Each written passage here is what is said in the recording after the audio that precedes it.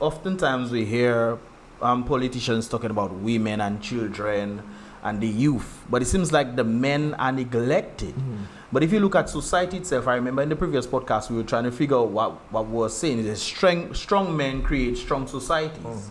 Strong societies create weak men in the long run because they are lackadaisical, the work has been done, they are relaxed, and then weak men create weak societies that create chaos in the place. So what can be done to help the men of society? Well, the number one thing is to create opportunities. I mean, I was lamenting a while ago about the young men, not the young women, because the numbers you see are the men. The women could be indoors, but at least those you meet out on the street are the men. And I believe the way you can do that is by empowering them. You have to empower these young men. How? You know, by creating opportunities for them.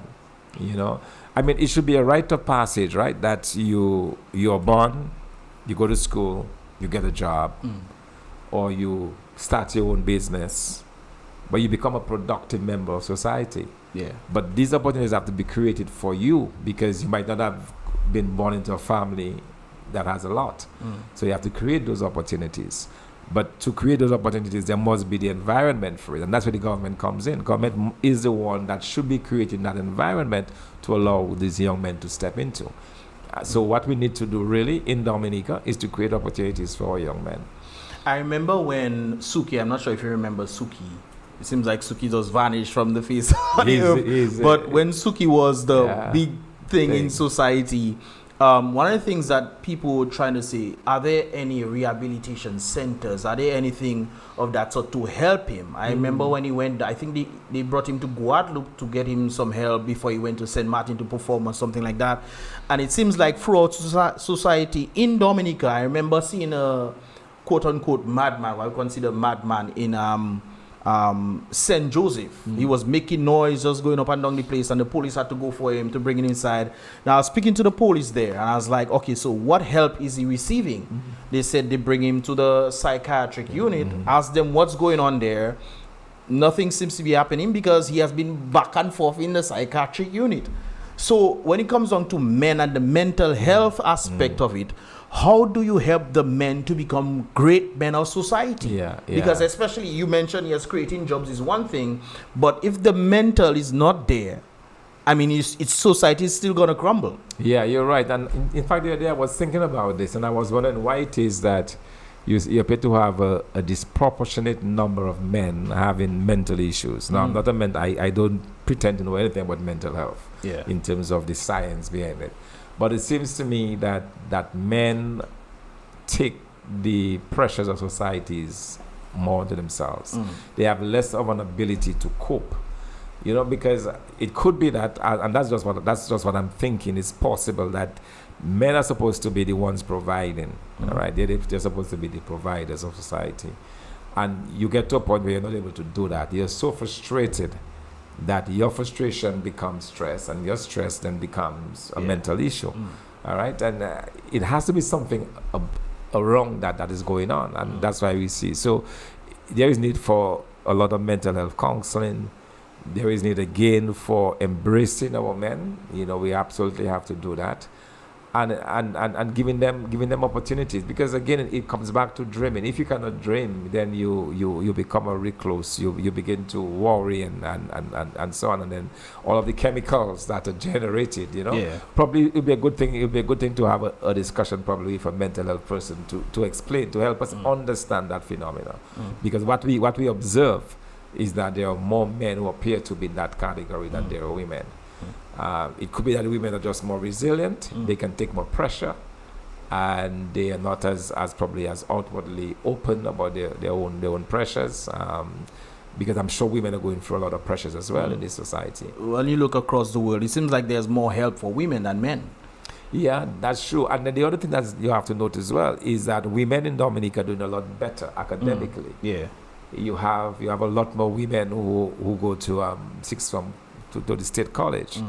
A few weeks ago, I was helping a lecturer grade a particular class, And I think we were grading probably like 10 kids, and 8 of them were women and just 2 boys. Yeah. And I'm told that is about the ratio that you have throughout the school. So it looks like the women have a lot more opportunities academically. And so if they have more opportunities, then they're the ones who get the jobs first compared to the men. Or men are dropping out apparently at high school a lot more than the women are. Could it be that the men don't care about academics? I mean, back in the day, I had stuff like TEDVOC, where we mentioned doing trade and these kind of things there, and that seems to have vanished.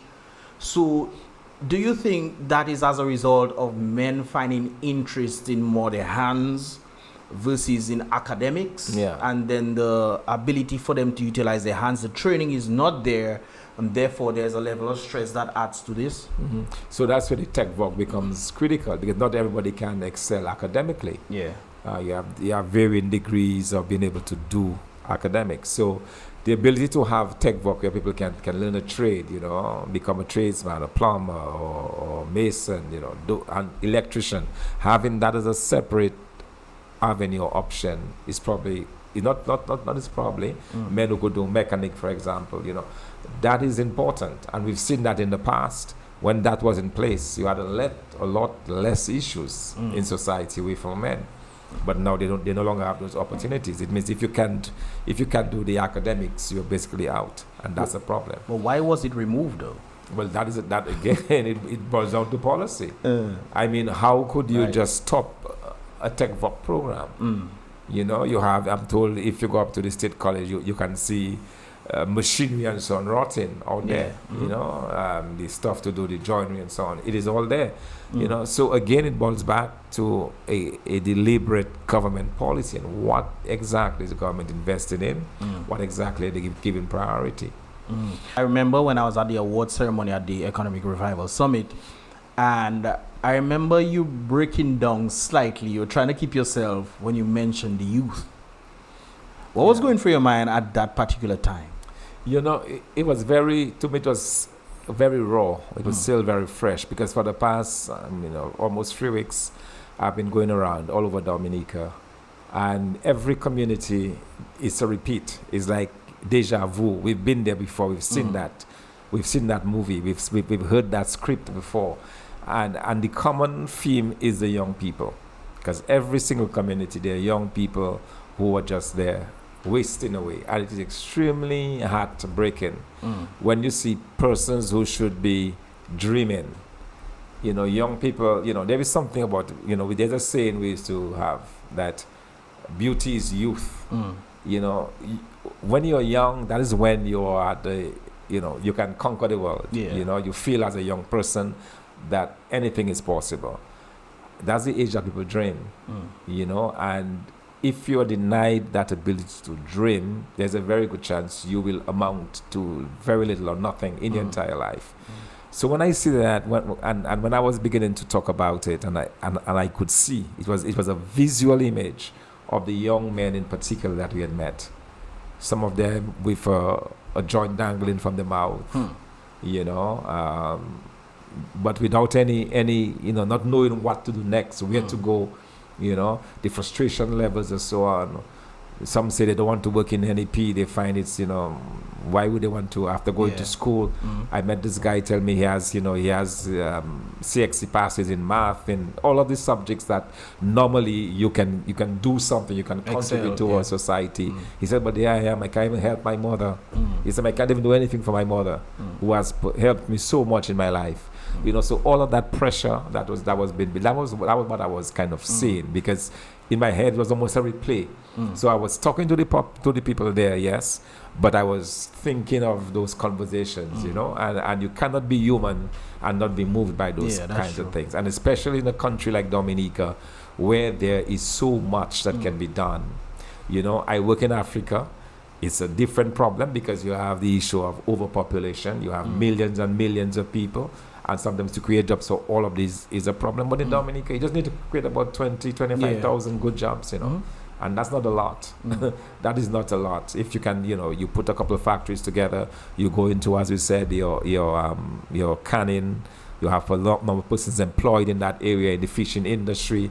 You have the essential oils where people are using the oils to make products. You know, you have persons now, young people doing the marketing, looking for markets. You know, doing the computer work. You go into knowledge industries. You can create in a very quick order. You can create those thousands of jobs. But our government has not done that, and that is what we offer differently. I think that is what we are able to offer to the Dominican public: the opportunity to create jobs, the opportunity to put young people to work, and it starts with having a heart for the young people. If all you see when you look at them is a vote, then you've already started off wrongly. When I look at the young people, I see persons with potential.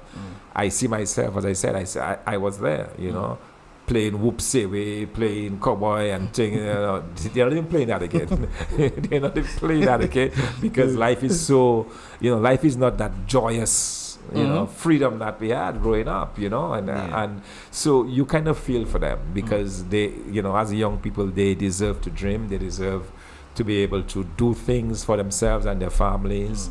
You know, a lot of these boys probably want to have girlfriends and they probably cannot afford to even take them for a drink, or they could sit down dinner. You know, those things, you know, when you're a young person, you want to be able to do that, you know, and the country should be able to offer you that, you know, and so we have a lot of work to do. But at the end of the day, it is not rocket science. It is not impossible. What it calls for is a heart for the young people, a heart for persons, and doing necessary things. Government policy that will drive all of those, what I'm talking about. Yeah. I remember growing up and a number of individuals used to do better than me in school. And I'm looking back at those times and seeing them at present. I'm like, what went wrong? Some of these guys never went into drugs, none of that stuff. They just there. You know, people with bright minds, they just there. Just nothing is happening for them. Away, Those who can leave.